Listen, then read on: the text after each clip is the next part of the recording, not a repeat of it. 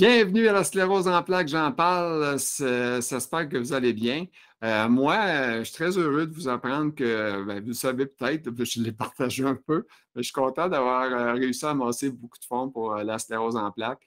J'ai fait un top 6300. C'est quand même pas pire dans les conditions qu'on a aujourd'hui avec la COVID, puis voir moins de monde, tout ça. Fait que, bref, merci aux gens qui m'ont soutenu. Puis merci à ceux qui m'ont fait des beaux commentaires. C'est très apprécié. Je suis très content. Maintenant, cette semaine, on a invité. On s'en va, on voyage aujourd'hui. Préparez-vous, attachez vos ceintures, on prend l'avion. On s'en va à Paris. On s'en va rencontrer un gars de Paris qui a une page web qui s'appelle la SEP Essentielle ou la sclérose en plaques l'essentiel, quelque chose du genre. On va le dire dans la vidéo probablement. Alors, il s'appelle Pascal Kazmierczak. Je lui dis pas pire. C'est un nom polonais, tu sais. Fait que j'essaie de le faire le mieux que je peux. Fait que Pascal est au courant que je ne suis pas numéro un. Puis en plus, j'ai magané son nom. Je l'ai appelé Patrick 2, 3 fois. Fait que ça m'arrive des fois. Moi, je ne sais pas si c'est des petites passes de choc électrique dans la tête qui arrivent. Puis c'est ça. Fait que sur ça, on se laisse là-dessus. On s'en va en passer un podcast avec Pascal. Bon podcast.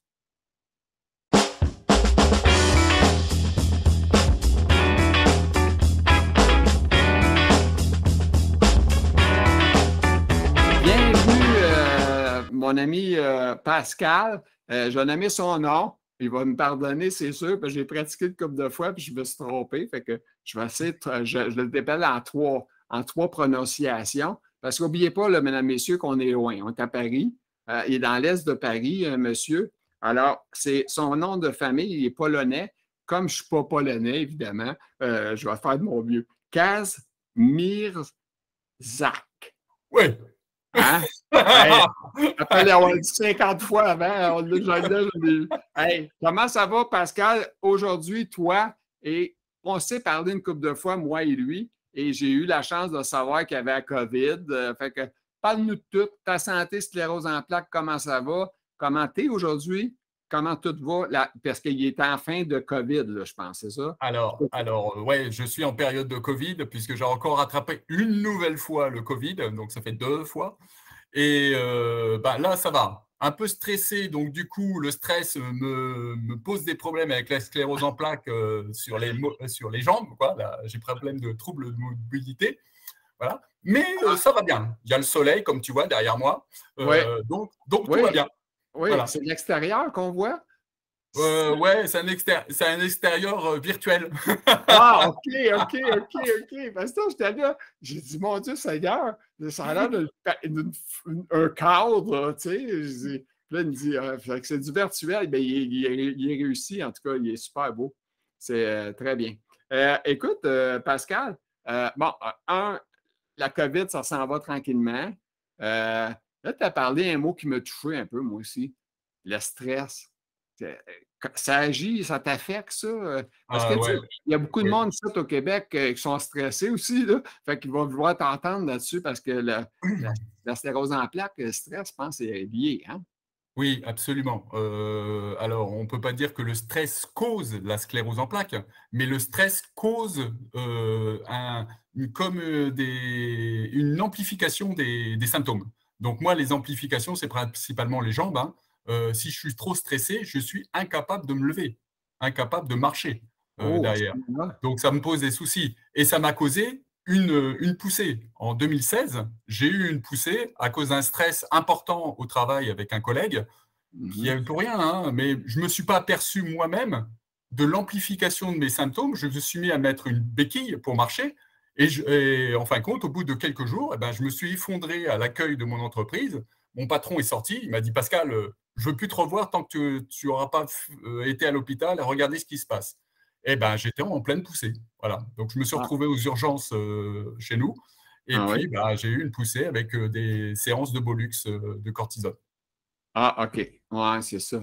Le cortisone, OK.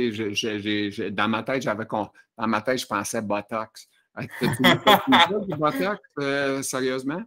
Non, le Botox, j'en prends pour ma jambe, justement. OK, c'est ça. Moi aussi, j'en ai. Mais moi, Voilà. j'ai un pied, comment j'appellerais ça? J'ai un pied qui est spasmé vers l'avant, Ouais, en continu.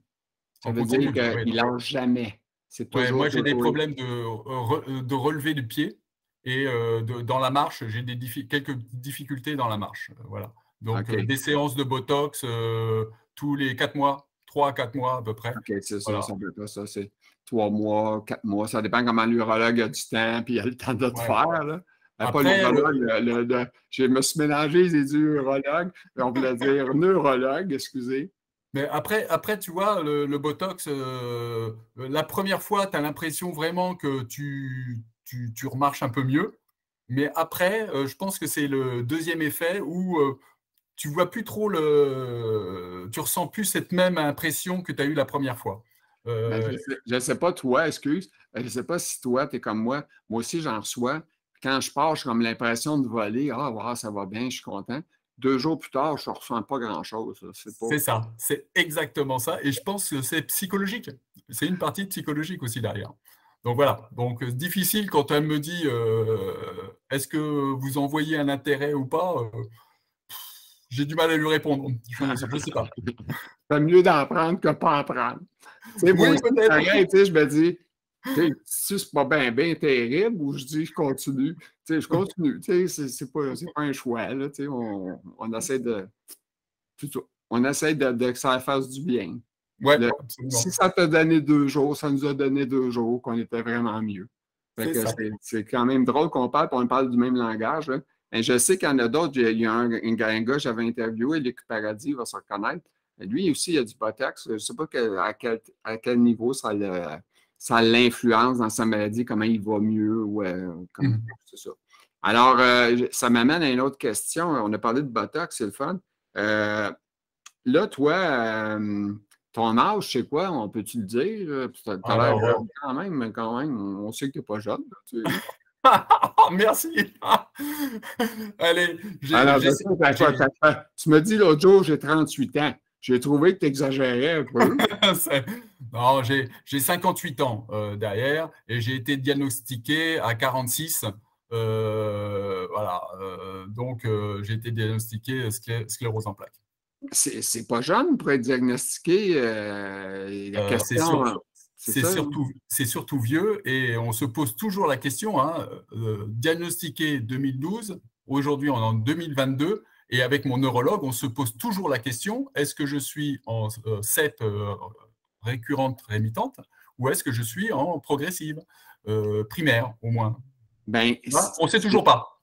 ben, c'était ma question qui m'amenait. Écoute, ouais, OK, là, on a parlé de ta sclérose, puis c'est ça ma question qui m'est venue, moi, tout de suite, parce que quand ils ne sont pas jeunes, les gens, habituellement, ils commencent, j'ai dit start, excuse-moi, là, le départ est souvent en primaire. Puis t'en es Absolument. sûr ou t'en es pas certain présentement? Y a-tu quelqu'un qui dit, ouais, tu sais, je sais pas, on dirait que moi, en tout cas, mon doute numéro un, c'est sûr que c'est ça. Alors, comment on détermine une CEP primaire déjà? La primaire progressive, on la voit déjà avec, ça touche principalement au niveau de l'IRM, la moelle épinière, des difficultés, des troubles au niveau des jambes, au niveau des mobilités, au niveau des problèmes urinaires. Donc, en général, c'est ça, et on voit une dégradation, excusez-moi, dans le temps. Voilà, en gros, c'est comme ça qu'on voit. J'ai tout ça. J'ai tout ça, j'ai pas de souci. J'ai eu une première poussée en 2012, ce qui a permis de diagnostiquer la sclérose en plaques et j'en ai eu une qu'en 2016, une autre poussée, mais la question, c'est que depuis 2012, je prends un traitement et ce traitement m'empêche d'avoir des poussées. Donc maintenant, la question avec mon neurologue, c'est: si on arrête le traitement, est-ce que vous allez avoir des poussées ou pas? Si j'ai pas de poussées, je suis en progressive. Si j'ai des poussées, je suis en récurrente rémitante. Voilà. Donc la conclusion qu'on a avec mon neurologue que je vois tous les 6 mois, c'est: on poursuit parce que le traitement, il ne me cause rien comme effet secondaire derrière, hein, je suis sous Tecfidera. Et donc, pourquoi aller tenter le diable à avoir une nouvelle poussée qui va me poser des séquelles peut-être derrière? Je continue Tecfidera, j'ai une petite progression de handicap avec mes jambes, mais je préfère rester comme ça pour l'instant, tant qu'il n'y aura pas un médicament dédié vraiment aux progressives, aux formes progressives. D'accord. J'ai une question aussi par rapport à ta sclérose. Est-ce que tu te fatigues plus rapidement? Tu sais, je veux dire, on est d'accord sur une affaire certaine. Si tu marches trop longtemps, tu dois être affaibli ou tes jambes diminuent-tu de fonctionner ou tu te connais et tu sais tes limites? Oui, tout à fait. Moi, aujourd'hui, mon périmètre de marche se réduit. Il est de 400 mètres aujourd'hui. Aujourd'hui, 400 mètres, il faut que je m'arrête, que je m'assoie. Il ne faut pas que j'attende un petit moment pour récupérer et repartir. Il faut que j'attende 5 minutes ou 10 minutes bien assis pour pouvoir cumuler suffisamment d'énergie pour repartir. C'est Derrière. fou, hein? C'est Ouais, comme récupérer notre pétrole c'est pour ça, faut se reposer. Puis absolument. l'autre affaire, je ne sais pas, toi, à quel point tu es affecté, est-ce que la chaleur, des fois, tu dis, oh mon Dieu, j'ai marché, puis j'ai chaud, et je suis plus capable de marcher. Ah, Tu sais, c'est encore pire parce que tu as le phénomène UTOF qui me cause des problèmes. Alors, je sais à peu près la température du corps, hein, ou la température extérieure, c'est 25 degrés. S'il fait 25 degrés à l'extérieur, j'ai la température du corps qui va affaiblir le flux nerveux derrière et ça va être la cata. La ah, cata. Donc, il faut trouver des solutions. Hein, tu les connais comme moi peut-être. Hein, c'est prendre une douche fraîche, à boire de l'eau un peu fraîche aussi, hein, pas trop froide, hein, parce qu'on peut avoir autre chose. mhm. Il existe des gilets auto-réfrigérants qui permettent de refroidir un peu le corps. Ça, c'est Ah très bien oui, pour les sportifs. C'est les sportifs ouais, qui ont ce genre de truc, OK. ça, c'est très bien. Et voilà, donc principalement, eh ben, avoir une activité qui est décalée par rapport aux autres. Hein. On fait ces activités le matin de bonne heure parce qu'il fait frais, ou le soir, nous, on peut aller en discothèque sans problème. OK. Mais tu sais, nous, on fait je sais pas, toi, là, je pose la question encore une fois, est-ce que tout est pensé, genre, je m'en vais là, ça prend tant de temps, je m'en vais ça, on va faire ça, il faut que j'aille à la toilette vers telle heure. Est-ce que tu es comme ça? Est-ce que dans ta tête, tu as un chronomètre qui dit toutes ces affaires-là? Non, non, non, j'avoue que je regarde pas, je fais pas attention et je veux pas y faire attention. Je veux pas OK. que la maladie me prenne trop la tête. Elle me prend pas voilà. Elle fait ce qu'elle a à faire. Si elle veut m'emmerder, eh ben, elle m'emmerde. Mais moi, je décide de faire ce que je veux. Bien sûr, je tiens compte de ce que fait la maladie. Hein. Si j'ai des fatigues, si je peux pas, ainsi de suite. Le problème, c'est pas moi. Le problème, c'est mon entourage, ma femme, qui voudrait aller se promener dans les bois et ainsi de suite. Et là, je lui dis, ben non, moi, je ne peux pas aller me promener dans les bois. Et ma femme me dit, mais moi, je voudrais me promener dans les bois et je ne peux pas l'accompagner. Alors, j'essaie de trouver des trucs. Je fais du vélo. Je peux faire du vélo. Donc, je fais du vélo. Donc, il faut que j'entraîne ma femme à faire du vélo. Voilà. Mais c'est pas. Ça m'amène. Ça complique un peu la vie, dans le sens que quand on a une personne qui n'est pas malade, c'est pas facile pour eux de comprendre ce qu'on vit, puis tu sais, tu te sens pas comme mal à l'aise face à ça. Moi, je vis ça des fois, puis je trouve ça dur d'être confronté, de ne pas pouvoir telle chose, faire ci ou ça, puis Alors, je le vois moins avec mon entourage. Ça veut dire ma femme, mes enfants. Hein, j'ai des grands-enfants. Donc, eux, ils savent exactement quand. D'ailleurs, ça se voit sur ma manière de faire, mon visage, peut-être. Voilà, ils le savent que c'est le moment où on ne peut plus me demander grand-chose. Par contre, la difficulté, effectivement, c'est les collègues du travail. Pour ceux qui ne savent pas, qui d'un seul coup se retrouvent avec une personne qui ne peut pas aller au restaurant manger à 500 mètres ou 600 mètres avec eux. Voilà, donc il y en a certains, ils le savent, donc il dit ah non, attendez, on va pas aller là-bas parce que Pascal, il va pas suivre. Donc voilà. Mais c'est vrai que la difficulté, c'est ceux qui ne nous connaissent pas. Alors moi, le truc, c'est que l'un de mes symptômes se voit. Physiquement, j'ai des difficultés à marcher. Donc les gens pensent, tiens, il a eu un accident de la route ou quoi que ce soit.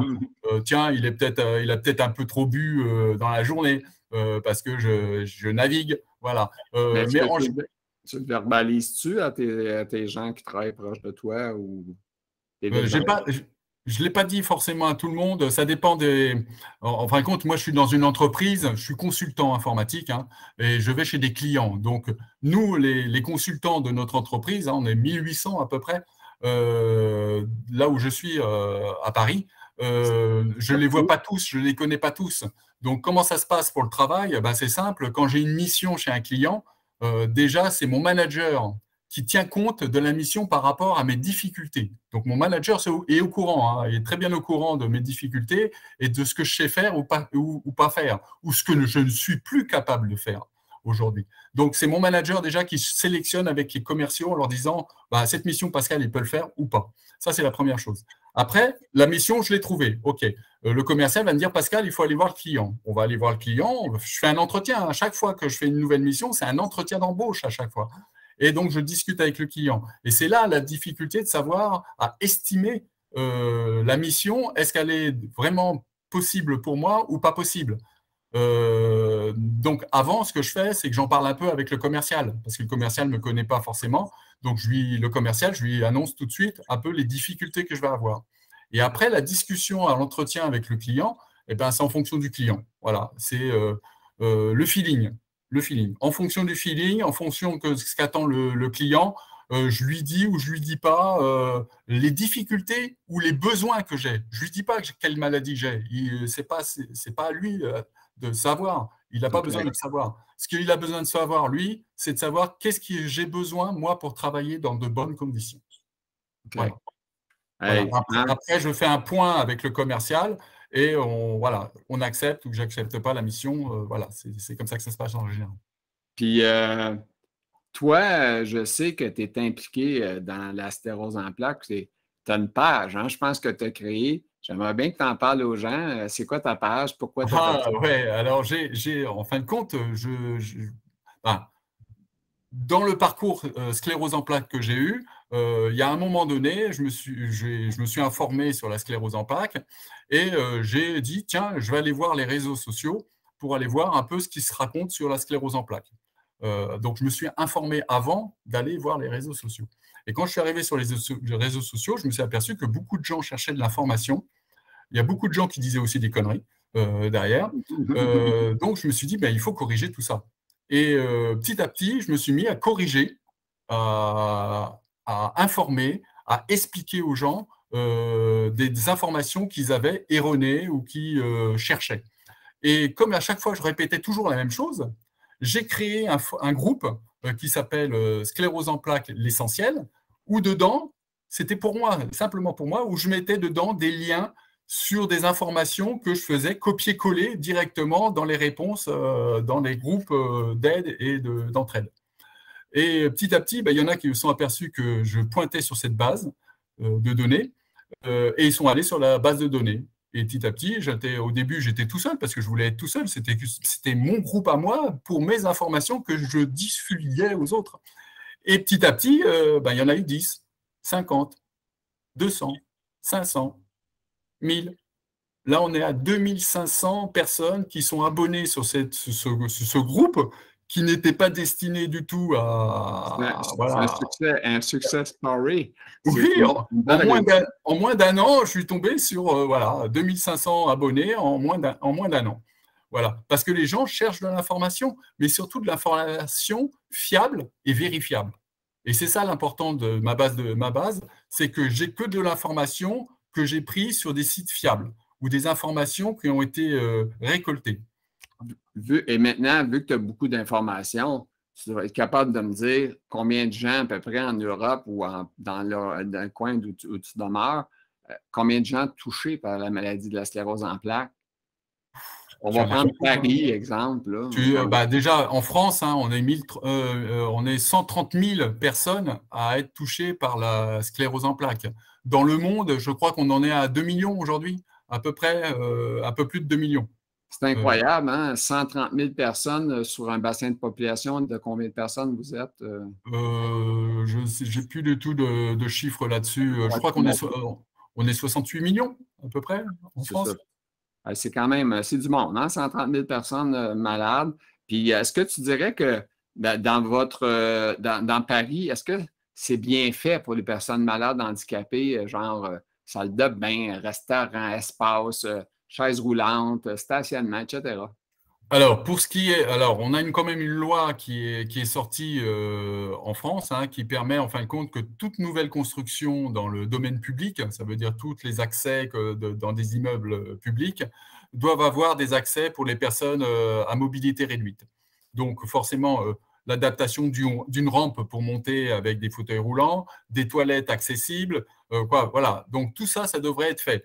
Malheureusement, la loi n'oblige pas à faire sur les anciens bâtiments. Donc, on se retrouve encore avec des bâtiments qui ne sont pas forcément adaptés derrière. Mais il y a beaucoup de difficultés. Voilà. Puis comment sont les hôpitaux? Comment sont les hôpitaux au point de vue adaptation? Parce que moi, je trouve que les hôpitaux ici au Québec, on est à l'âge de pierre. Non, nous, ça va.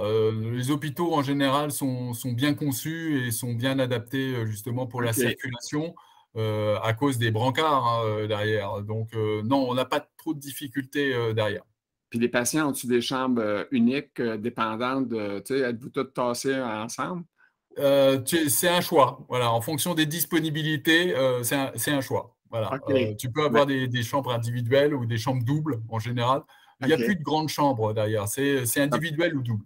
OK. Vous ne connaissez pas les chambres à 5, là. Non. Moi, j'ai connu ça, 5 personnes dans la même chambre. Et on a toutes sortes de cas. Hein? On a une personne âgée qui est perdue. On a un autre qui ronfle comme un train. Il y en a un autre qui est une femme. Écoute, c'est complètement fou. Ils nous mettent tout ça ensemble, puis tout avec des soins différents. Puis quand il y en a un qui pogne de quoi dans la nuit, ben, on est tous réveillés, les lumières s'allument, puis tu as une équipe de 8 personnes qui rentrent dans la place, puis toi, tu es là. Non, non, on n'a pas ça. On n'a C'est un, plus ça, nous. c'est un cauchemar. Ouais, absolument. C'est vraiment un cauchemar. Écoute, ton application, ben, OK, ça a bien fonctionné. On a dit que c'est un succès, sorry. Y a-t-il d'autres choses que tu aimerais rajouter par rapport à ta page? C'est sûr que le monde peut s'abonner facilement à ta page là, au Québec, en France, partout. Là. Ah, partout, C'est large. aucun problème. Il suffit de trouver sclérose en plaques, l'essentiel. Oui. Ben, c'est une très belle réussite, Pascal, que j'ai nommé combien de fois d'un autre nom. Comment je t'appelais? Des fois, je te disais, je te l'ai dit 3 fois. Écoute, je suis désolé. Comment je t'ai appelé sérieusement? C'était quoi le nom? Je ne me rappelle même plus. Patrick. Casse-Nierzak. Je t'ai dit Patrick. Je t'ai dit Patrick. Je t'ai appelé Patrick, je pense. Hein? Ah, je ne me rappelle Ah, plus du tout. Muscarc. En tout cas, j'ai tout essayé. Ouais. Mais tu sais, quand j'étais à l'école, c'était quand il y avait l'appel de tous les élèves, je savais que quand il y avait un arrêt, c'était que le professeur était en train d'essayer de déchiffrer, alors qu'il n'y a pas de difficulté. Hein. Il n'y a aucune difficulté. Il Il faut le faut lire. prononcer en 3 morceaux pour C'est ça. l'apprendre plus facile. C'est parce qu'on n'est Voilà. pas prêt à vouloir le dire en un mot là, assez rapidement, mais c'est pas facile de le dire dans un mot. Tu sais, c'est mieux en 3. J'aime mieux le partager en trois parties. La prise en compte, tu m'as écrit ça, c'est toi, c'est pas moi qui invente, là, la prise en compte de la maladie. Fait que je transfère les mots comme tu les as dit. On m'a dit Ah, parler, je te laisse aller, c'est toi qui nous parles. ouais, alors la prise en compte de la maladie, ça, c'est la difficulté de tous les patients. Je pense qu'en France et ailleurs, c'est la même chose. Moi, j'ai un parcours qui est simple, mais qui a été surprenant derrière. Donc, en fin de compte, en 2012, je reviens de l'étranger suite à une vaccination hépatite B, plus la chaleur que j'avais à l'étranger parce que j'étais en Ukraine à ce moment-là. Il se retrouve que j'ai une poussée. À ce moment-là, je ne savais pas ce que c'était. Donc, je rentre en France avec des difficultés pour marcher. Je commence à prendre 2 cannes parce que je ne pouvais absolument plus marcher du tout. Je vais voir mon médecin. Mon médecin me dit, oh Pascal, va voir le neurologue. Le neurologue, il me dit, oh, va voir le radiologue. Le radiologue, c'est ce moment où le radiologue me dit, vous avez des taches blanches. Bon, pour moi, ça ne veut rien dire du tout. Et donc, il me dit, retournez voir votre neurologue. Donc, je vais voir mon neurologue. Mon neurologue, il me dit, on se voit demain à la salle pétrière, à l'hôpital. Donc, c'est un centre universitaire hospitalier. Il faut que je discute avec le professeur. Donc, le lendemain, qu'est-ce que je fais? Je prends mon sac pour aller travailler. Je lui dis, bon, bah, je vais passer à l'hôpital et puis on verra ce qu'il va me dire. Et puis, je repars. Et là, j'arrive. Il me dit, bon, bah, monsieur, j'en ai parlé avec le professeur. Vous avez une sclérose en plaques. Et là, je m'assois. Là, je m'assois et j'associe sclérose en plaques parce que je ne savais pas du tout ce que c'était, avec polio, poliomyélite. Vu que j'avais des problèmes de marche, je me suis dit, je vais me retrouver dans un fauteuil, je vais plus pouvoir marcher. Voilà, donc ainsi de suite. Je lui dis, et maintenant, qu'est-ce qu'on fait?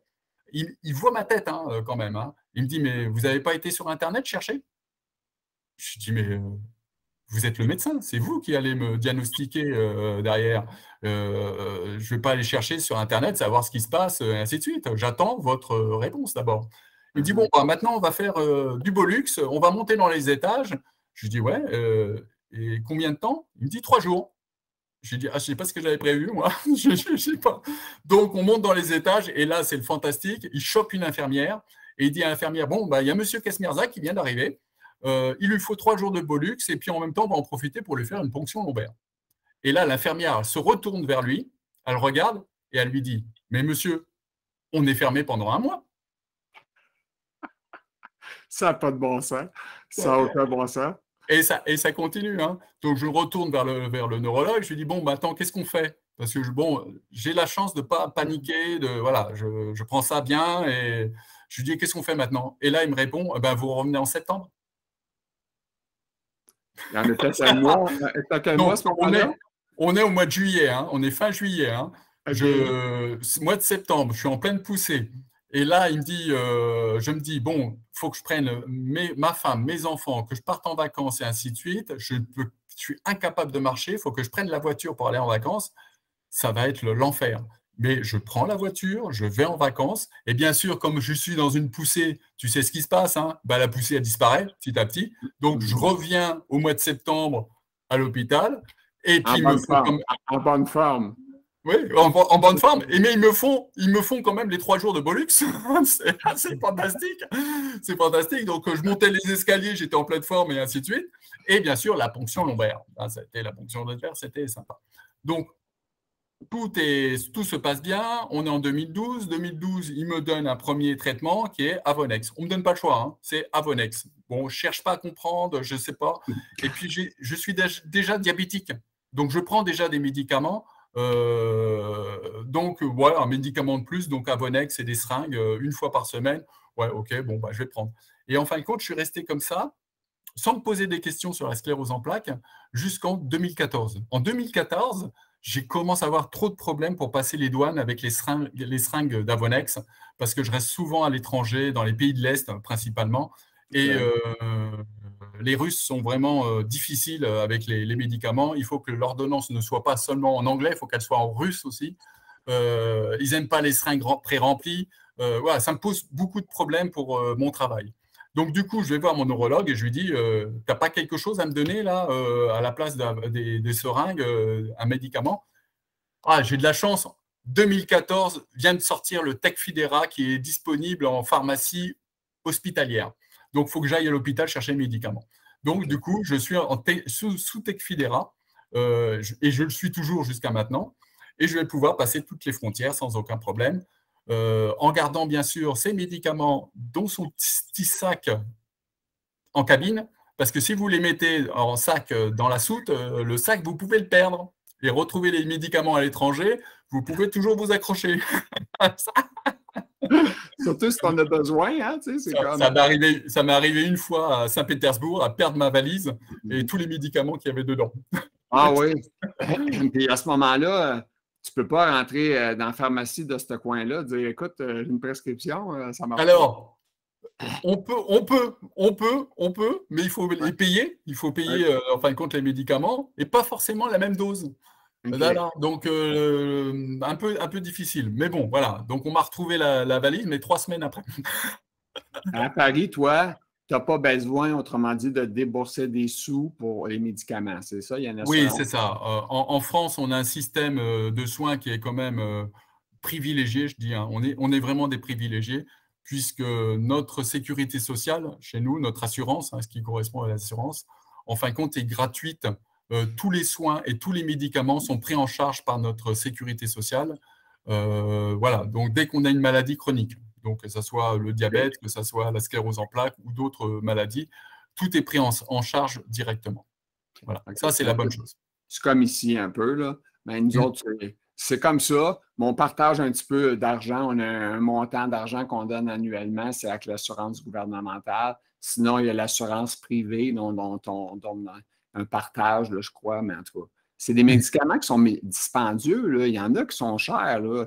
Je ne sais pas si tu vois les coûts de tes médicaments, mais il y a des médicaments qui coûtent cher, hein? Oui, oui, oui, il coûte extrêmement cher. Bon, bah, il y a quand même de la recherche derrière Oui. qu'il faut refinancer.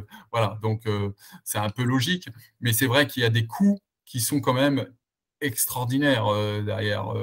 Est-ce que Le- tu penses que les compagnies pharmaceutiques font un petit peu d'argent? C'est compliqué à répondre oui et non. Oui et non. Ils ont des actionnaires. Les actionnaires, Ouais. il faut bien qu'ils gagnent de l'argent sur quelque chose qu'ils ont misé à la base derrière. Donc, c'est compliqué de répondre à cette question-là derrière. Ouais. Par contre, une petite chose que je me suis aperçu, parce qu'il y a des gens qui confondent recherche fondamentale et recherche pharmaceutique. Recherche pharmaceutique, c'est financé par les groupes pharmaceutiques. Mais la recherche fondamentale, c'est des recherches qui sont financées par les États, les gouvernements, les associations comme l'ARCEP en France, qui financent ces recherches pour des étudiants en général en université, hospitalière et autres. Donc, il y a des moments, il y a des gens qui ne comprennent pas ces deux notions différentes derrière. Et les groupes pharmaceutiques, qu'est-ce qu'ils font? Eux, ils vont récupérer les recherches fondamentales pour pouvoir faire des recherches pharmaceutiques qui vont investir de l'argent là-dessus derrière. Et ça marche ou ça ne marche pas. C'est ça leur truc à eux. C'est qu'ils vont investir énormément d'argent dans la recherche pharmaceutique et ils vont arriver à quelque chose ou ils vont arriver à rien. Et ça coûte beaucoup d'argent. Et je trouve que c'est normal qu'ils gagnent de l'argent sur un médicament qui fonctionne. Maintenant, est-ce qu'ils en gagnent beaucoup ou pas? Je ne sais pas. C'est vrai que les médicaments sont très chers. Je suis d'accord. Avec le temps, est-ce que tu as vu que tu n'es pas trop magané, je pense pas, as-tu eu le temps de donner un nom à ta maladie? Elle a-tu un nom? Non, Non, non, pas j'ai encore. jamais donné. Non, Tu n'es pas encore assez en maudit. C'est ça, tu n'es pas assez fâché, là. C'est ça l'affaire. non, c'est pas mon copain. Parce que je vois beaucoup de gens qui disent ma maladie, c'est mon coloc, mon ami. Oui, oui. C'est pas mon ami, c'est mon ennemi. Je le vois bien comme mon ennemi. Maintenant, il faut que je m'adapte. Voilà. Il Ben, faut que je m'adapte parce qu'elle est toujours là. le colloque, j'en trouvais quand même bonne. Là. Tu sais, il y a un patient que j'ai interviewé qui me dit que c'est sa coloc. Il y en a un Ouais. autre qui me dit que c'est une bitch. Il y en a d'autres, écoute, j'en ai entendu des bons. Là. J'ai accumulé d'ailleurs tous ces mots-là. Je vais essayer de faire de quoi un jour là, pour partager ça au monde parce que je trouve ça drôle. Tu sais, on est touché par la maladie, qu'est-ce que tu veux. OK. Ouais. Pascal, ton application, l'association l'a fait. Ta création du groupe d'information et d'actualité, c'est pas mal ta page Facebook, Ouais. c'est ça. Puis, adaptation à ton travail avec les SEP. Qu'est-ce qui arrive? Qu'est-ce que tes employeurs ont fait avec toi? Ben, je pense qu'il y a eu Ah, une là, application. j'ai une autre. Ouais, c'est la suite. C'est la suite qu'il faut donner derrière. Oui. Donc, en gros, en 2012, donc, je suis diagnostiqué CEP et je vais voir le médecin du travail. Donc, chez nous, en France, toutes les entreprises tous les salariés qui sont dans une entreprise doivent voir le médecin du travail pour discuter, pour savoir s'ils ont, surtout pour être aptes ou inaptes à travailler à l'emploi ou qui sont embauchés dans l'entreprise. Donc, comme ça faisait un moment que j'étais dans mon entreprise, je demande à voir mon médecin du travail. Mon médecin du travail, j'ai un coup de chance, je tombe sur un bon médecin du travail qui connaît son métier. Elle me dit, Pascal, tu vas avoir des problèmes à court ou à long terme. Il faut que tu en parles à ton entreprise, mais dans ton entreprise, tu as la chance d'avoir une mission handicap.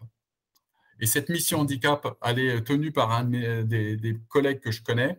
Et donc, je vais le voir. Je lui dis, bah voilà, j'ai une sclérose en plaques, ça va me poser des problèmes.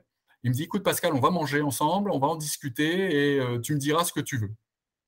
Bon, on va manger. Il me dit, bon, qu'est-ce que tu as besoin pour travailler dans de bonnes conditions? Je lui dis, écoute, je viens d'être diagnostiqué. J'ai un petit peu des difficultés, mais ils ont disparu avec la poussée. Là, je ne sais pas. Et puis, comme ça fait longtemps que je suis dans cette entreprise, Je lui dis, écoute, ça fait longtemps que l'entreprise, je leur demande un bilan de compétences. Alors, le bilan de compétences, hein, ça correspond à savoir exactement qu'est-ce que je sais faire, qu'est-ce que je veux faire dans l'entreprise ou pour partir dans une autre entreprise. Et là, il me dit un truc qui m'a surpris. Il me dit, Pascal, je te paye le bilan de compétences à une seule condition, c'est que tu sois suivi par un cabinet spécialisé dans le handicap pour faire ton bilan de compétences. Et ça a été un truc intéressant parce que ça m'a permis, en fin de compte, d'ouvrir les yeux, d'arrêter de faire l'autruche, de baisser la tête, à dire, bon, ben, je suis malade, je prends un médicament et tout va bien. Et on a pu discuter de ce que va devenir les problèmes avec la sclérose en plaques. Et donc, je me suis informé sur la sclérose en plaques et on a élaboré un document qui permettait de savoir qu'est-ce que j'étais capable de faire dans l'entreprise ou ce que je n'étais plus capable de faire dans l'entreprise. Et ce bilan de compétences est intéressant parce que je l'ai donné à mon manager. Et bien sûr, qu'est-ce qu'il a fait? Ben, il l'a pris, il l'a mis dans son tiroir. Voilà. Donc, je n'avais rien changé. Je trouve ça assez extraordinaire, l'implication de ton entreprise face à toi ou face aux employés en général chez toi, parce que ce n'est pas toutes les entreprises, de même ici au Québec, il y en a quelques-unes qui sont comme la tienne, mais je veux dire, on s'entend que est-ce que c'est tout le monde qui a droit à ce genre de service-là? Non, non, non. Les missions handicap dans les entreprises, c'est plutôt dans des grosses entreprises derrière. Ça permet aussi à l'employeur de garder un peu l'argent qui, normalement, c'est une contribution qui devrait être payée à un organisme qui s'appelle l'AGFIP chez nous pour le privé. Donc, l'entreprise garde cet argent et permet d'en faire bénéficier à tous les salariés qui sont RQTH. Alors, RQTH, qu'est-ce que c'est chez nous? C'est la reconnaissance de travailleurs handicapés. Voilà, donc on a une reconnaissance de travailleurs handicapés et cette reconnaissance nous permet d'obtenir un certain nombre de choses, bien sûr avec l'aval de l'entreprise, mais ça permet un certain nombre de choses d'obtenir. Donc, mon bilan de compétences, eh bien, il est resté 2 ans dans le tiroir de mon manager jusqu'au jour où, 2016, je m'effondre suite au stress et la poussée. Et là, mon manager et mon patron disent bah, Pascal, il a un problème, il faut qu'on regarde ce qu'on sait que qu'est-ce que c'est comme problème. Et là, mon manager, il dit ah, attends, Pascal, il a fait un bilan de compétences, je vais le sortir de le tiroir et il sort le bilan de compétences. Et là, il dit ah ouais, ça, Pascal, il ne peut plus le faire. Ah, il va falloir adapter un peu les choses. Et là, ils ont vraiment pris 2 ans après conscience que j'avais un problème et que ce problème, il y avait des solutions et que ces solutions, elles étaient dans le bilan de compétences et qu'en suivant le bilan de compétences, eh ben, ils allaient pouvoir trouver des missions plus adaptées à mes capacités. Voilà. C'est agréable de voir que ton entreprise comprend ta situation, est capable de s'ajuster avec toi. C'est merveilleux, ça. Ben, maintenant, oui. Hein, voilà, on travaille vraiment en osmose avec mon manager. Et c'est vraiment le manager qui est le premier rempart devant moi, qui va choisir les missions que je suis capable de faire ou de ne pas faire. Ce qui évite, en fin de compte, moi, que je perde du temps, que je m'énerve, hein, et je n'ai pas envie de m'énerver. Donc, parce que le commercial, lui, veut absolument te placer chez le client parce que tu vas lui rapporter beaucoup d'argent derrière. Mais ce qu'il voit dans mon CV ne correspond plus à ce que je suis capable de faire aujourd'hui. Donc, c'est toute la difficulté derrière. Là, excuse-moi, est-ce que tu as ta chemise traditionnelle de l'Ukraine? Oui. Parle-moi de l'Ukraine. Et là, il y a 2 affaires que tu me parles. Tu me parles de l'Ukraine, tu me parles de ce que tu penses de tout ça, un peu la guerre avec la Russie. Tu me parles aussi que tu as rencontré la femme de ta vie. Parle-nous de ça. Oui, alors pourquoi j'ai une veste traditionnelle ukrainienne depuis le premier jour de la guerre et que je vais garder jusqu'à la fin de la guerre. À chaque fois que je rencontre des gens ou que je fais des entretiens, je garde cette chemise parce que c'est pour montrer ma solidarité avec le peuple ukrainien derrière. Ma femme est ukrainienne, donc je connais bien l'Ukraine et surtout je connais bien parce que la ville martyre qui est Boutcha, ben, ma femme a un appartement là-bas, j'ai un appartement là-bas dans cette ville, donc je connais beaucoup de gens qui étaient là-bas. Heureusement, peu qui ont été touchés, mais il y a eu quand même un massacre derrière. Et je me suis marié à Irpin, qui est la ville d'à côté où les Ukrainiens se battaient contre les Russes. Mais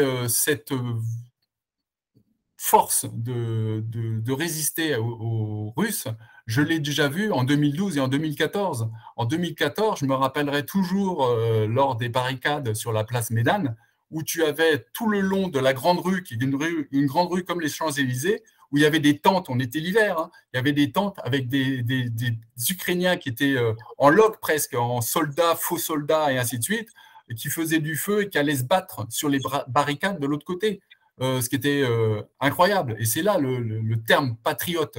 Tu le comprends quand tu as vu ça, tu te dis, tu comprends pourquoi aujourd'hui ils se battent. Mais ça m'amène parce que je connais plus ou moins ce qui se passe, là, autant que toi. Tu es un professionnel. Bon, l'Ukraine, essaie de m'expliquer en quelques mots pourquoi cette guerre-là, pourquoi qu'il n'y a pas d'alliés qui se joignent. On s'entend qu'il y a des fournitures d'équipement un peu, j'ai entendu, mais il n'y a pas personne, tu sais, il n'y a pas la France qui dit OK, on y va, on va aller aider, ou les États-Unis, on y va, on frappe, et tu sais, on ne veut pas la guerre, je pense. On ne veut pas une guerre mondiale, en tout cas. C'est exactement ça, Gilles.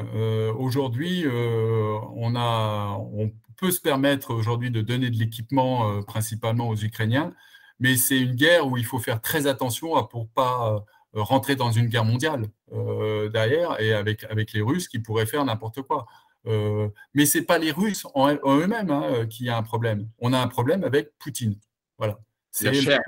C'est un dirigeant qui aujourd'hui, tout ce qu'il a prévu a été à l'encontre de ce qu'il a voulu faire. Il a voulu faire une petite bande de zones qui soient protection de la Russie. Eh ben, la Finlande, la Suède, l'Ukraine aujourd'hui, tous les pays qui étaient jusqu'à maintenant un peu neutres, bah, ils se sont mis dans l'OTAN. Voilà. Et tout ce que Poutine ne voulait pas, eh ben, ça s'est passé. Il a fait une grave erreur pour moi. Voilà, c'est comme ça. Mais difficile, effectivement, pour les pays comme nous, qui faisons partie de l'OTAN, de s'intégrer dans cette guerre. Parce qu'ils ont quand même un pouvoir, on s'entend. La Russie ont quand même du pétrole, ils ont des trucs, j'imagine. Oui, bien sûr, ils fournissent. Qui affecterait, autrement dit, les autres. La Russie fournit beaucoup de pétrole et de gaz à l'Europe, mais aujourd'hui, l'Europe essaye de se débarrasser de ce problème-là, justement, et essayer d'arrêter et de fermer les robinets du gaz et du pétrole et du charbon. Voilà, c'était les trois. Ne pas être dépendant, autrement dit, de la Russie. Là, qui est pas, oui, absolument. Ouais. Mais en faisant ça, en tout cas, moi, je pense que la Russie va se punir elle-même, autrement dit, au bout de la ligne. Non? Puis, il y a toujours la crainte de une folie, peux-tu faire de quoi qui pourrait être pire que ce qu'il fait là déjà, là, qui n'est pas, selon moi. Mais là-dessus, on peut en discuter longtemps, hein, mais la Russie, elle s'est un peu s'enfermer et puis rester toute seule à vivre avec ses propres moyens derrière. C'est compliqué. C'est compliqué. Écoute, j'arrive on s'en va tranquillement vers la fin. J'ai une question. Tu parles combien de langues finalement, Pascal? 3. Я говорю по-русски, donc je parle russe, effectivement. Tu parles de russe? Je parle un peu russe, je l'utilise moins. Ma femme, ma femme est ukrainienne, mais elle est ukrainienne, elle parle russe, hein, elle a appris le russe au début, mais pour ses études universitaires, elle a dû apprendre l'ukrainien. Mais là, elle a décidé de plus parler russe avec ses amis, donc elle parle ukrainien aujourd'hui. OK, c'est bon. Là, on a la chemise, on en a parlé. Bon, tu as marié une Ukrainienne, c'est clair que c'est un bonheur. Ça fait quelques années d'ailleurs, je pense. Oui, je me suis marié en 2019. Ma femme est en France depuis 2020. Alors, elle n'a pas eu de chance parce qu'elle a eu les grèves des Gilets jaunes, les grèves retraite. Moi, j'étais en Covid grave, en forme grave, pendant 4 semaines sous oxygène à l'hôpital. Ma femme, elle s'est retrouvée avec simplement un grand-fils que j'ai ici qui avait 22 ans. sans argent, sans carte bancaire. J'étais parti à l'hôpital pour simplement regarder le Covid, ce que j'avais, et je suis resté, en fin de compte, très, très, très longtemps. Voilà. Aïe, aïe, Donc, elle n'a pas eu beaucoup de chance sur les événements, et encore en plus, à arriver la guerre en Ukraine, là, ça a été, voilà, ça a été compliqué. Toi, c'est une deuxième relation, autrement dit, ce mariage-là, parce que tu as des enfants d'un mariage avant ou une Oui, relation avant, c'est ça? absolument. Tu as combien d'enfants, Pascal? Alors, j'en ai 3 plus 1. Donc, j'en ai. Parce qu'elle en a un, c'est ça, tu veux faire comprendre qu'il n'est pas le tien. Non, c'est pas ça. C'est que j'ai, en fin de compte, de mon premier mariage, j'ai 3 enfants, et j'ai un enfant supplémentaire avec une compagne que j'avais qui est russe. Donc, j'ai un garçon qui est franco-russe. Okay. Et voilà, je me suis marié avec Katia en 2019. OK. Alors, je pense que j'ai pas mal passé toutes les questions qu'on a parlé. Y a-t-il quelque chose que j'aurais oublié, Pascal? Ou... Non, je pense qu'on a fait un tour. Puis de toute façon, on pourra refaire une. On va savoir. Moi, j'ai l'intention de repasser presque tout le monde un jour. Fait que, moi, j'ai le goût de faire. Moi, à ma manière, toi, c'est ta manière. Moi, j'ai voulu mettre vivant la sclérose en plaques. Je voulais des visages et je voulais des gens qui sont, exemple, peuvent être dans une mauvaise journée.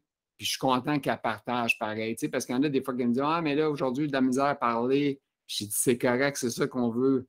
Tu sais, on ne fait pas une émission sur la santé. J'essaie de parler d'une maladie grave, psychologiquement, physiquement, mais de façon un peu, j'appellerais sucré-salé. Tu sais, j'essaie de mettre ça un petit peu limite agréable à écouter pour que tout le monde dise ah, wow, c'est pas triste. Tu sais, c'est pas ça qu'on veut. On a même parlé de guerre, ça te donne une idée. Non, ce qui est important avec la sclérose en plaques, c'est qu'il faut profiter des moments de calme, où on peut justement faire des choses, même des choses qu'on n'imagine pas qu'on pourrait faire. Moi, j'ai des troubles de la marche, et ce qui ne m'empêche pas de faire du vélo. Hein, et pas du vélo comme les enfants avec des petits trous derrière. Je fais vraiment du vélo. Je suis vraiment heureux de faire toujours du vélo. Effectivement, j'ai une question parce que moi aussi, j'étais un amant de ça. Je faisais ça plus jeune. Est-ce que tu as des pertes d'équilibre quand tu débarques du bicycle? Oui, faut que je fasse attention parce qu'aujourd'hui, effectivement, quand je fais du vélo, j'ai peur. De temps en temps. C'est bon d'en parler parce qu'il y a des gens qui ne savent peut-être pas, mais moi, je l'ai vécu parce que moi, j'en faisais beaucoup. Puis à un moment donné, quand je débarquais, là, je rossais de tomber à terre. J'ai déjà tombé à terre, là, je ne le cacherai pas. Puis quand j'ai vu ça, à un moment donné, j'ai dit, je ne peux plus en faire. Tu sais, c'est triste. Mais c'est ça un peu parce que ton équilibre est important quand on débarque. Puis ça devient important aussi sur le vélo, mais moins pire parce qu'on réussit à se contrôler mieux, je pense. Mais, alors, j'ai un truc quand même qui est arrivé chez nous. Tu sais, à Paris, on a ce qu'on appelle le Vélib. C'est des vélos en libre service et les Vélib sont devenus électriques. Donc, du coup, ça m'aide beaucoup parce que les vélos sont lourds. Hein, c'est des vélos qui sont lourds. Donc, du coup, avec l'électrique, ça me permet de… Alors, il faut faire attention avec l'électrique. Hein. Tu sais, tu as 3 vitesses électriques, 3 Z électriques. Si tu mets toute la puissance, ça ne sert à rien. Derrière tes jambes, tu vas pousser un petit peu comme ça. Donc, du coup, aujourd'hui, j'utilise la première ou la deuxième vitesse électrique quand ça monte principalement, mais je garde un petit peu de force pour pouvoir vraiment que mes jambes, que je maintiens l'activité de mes jambes, la force dans mes jambes. Donc, je fais du vélo, mais j'adapte l'électrique en fonction de la difficulté que j'ai. Voilà. Mais je suis heureux, hein. Je vais travailler, j'ai 45 minutes pour aller travailler le matin, 45 minutes pour revenir le soir. Et ça, c'est très bien parce que ça nous évite de faire cet exercice avec le kiné. On peut faire autre chose avec le kiné que de faire du vélo. Voilà. OK. Alors, on a deux fois dans la vidéo qu'on a eu des petits lags, là. Tu connais ça, des lags, on a perdu des fois le son, une petite affaire, mais c'est pas grave. C'est soit réseau Internet ou quelque chose comme du genre qui peut nous avoir causé le problème, mais de toute façon, l'important, c'est que tu as été là. C'était très agréable de te rencontrer, Pascal. Tu es un gars extraordinaire. Je te trouve un gars dynamique, un gars qui se bat, un gars qui aide les gens, parce que c'est ça tu es un peu un cœur sur deux jambes, je pense, si je te trouve bon. Je te laisse un dernier mot de la fin pour les gens de Paris, mais d'ici aussi au Québec, tu as été voisin. Vas-y. Ben, le dernier mot, c'est vivez pleinement votre vie. Profitez de votre vie. Vous n'en aurez pas une seconde. Donc, il faut en profiter. Il faut faire tout ce que vous voulez, même tout ce que vous ne pouvez pas faire. Essayez de le faire. C'est déjà le principal. C'est un combat. Il ne faut pas lâcher. Hey, écoute, c'était vraiment agréable. On va se quitter là-dessus. Je te souhaite une excellente fin de journée, une excellente, je ne sais pas quelle température qu'il fait à Paris. Il fait gris. Il fait gris. Non, Comme ça, il fait très, très bon et très, très chaud. Donc là, ça va être le moment de sortir après. La chaleur, Allez. c'est pas ton meilleur ami, par exemple. Tu sais, Non, c'est pas mon ami, non. Ça, c'est clair. Bon, je te souhaite. Merci. Salut, je te souhaite une bonne soirée, Gilles. Oui, merci. Oh, quel moment magique qu'on a passé avec Pascal. Ce gars-là, je pense qu'il a plus parlé que moi, ça, c'est sûr et certain. Il a de la jasette, il parle beaucoup. Il est très connaissant dans ses causes. Il connaît bien la stérose, il connaît l'Ukraine. Il est même marié à une femme de là-bas. Il sait ça. Son histoire était extraordinaire. C'est un beau partage. J'ai bien aimé la rencontre. J'espère que vous aussi, vous allez aimer cette rencontre. N'hésitez pas à l'écouter, à le partager. Puis je pense que essayez tranquillement, pas vite, de sensibiliser des gens autour de vous en leur disant écoute, tu peux regarder ça, c'est bon, tu vas peut-être être intéressé. C'est sûr qu'il y en a que ça ne leur tentera pas, là, on est d'accord, là, mais tu sais, ça fait peur la maladie, hein? Il y en a que ça leur fait peur, hein? Fait que, il est mieux pas la revoir. C'est mon opinion, là. Fait que, sur ça, je vous souhaite d'écouter ça avec plaisir. Puis je vous souhaite une excellente journée. Puis je vous dis le petit pouce en l'air si vous avez aimé. N'oubliez pas qu'on a pris l'avion et est allé à bord là, en Europe là, quand même. Là, ça ne peut coûter rien à voir de ça, hein, pensez-y. Puis petit pouce en l'air, partagez. Puis abonnez-vous à la page. Puis on continue le combat. Alors, je vous aime tout le monde. Merci beaucoup.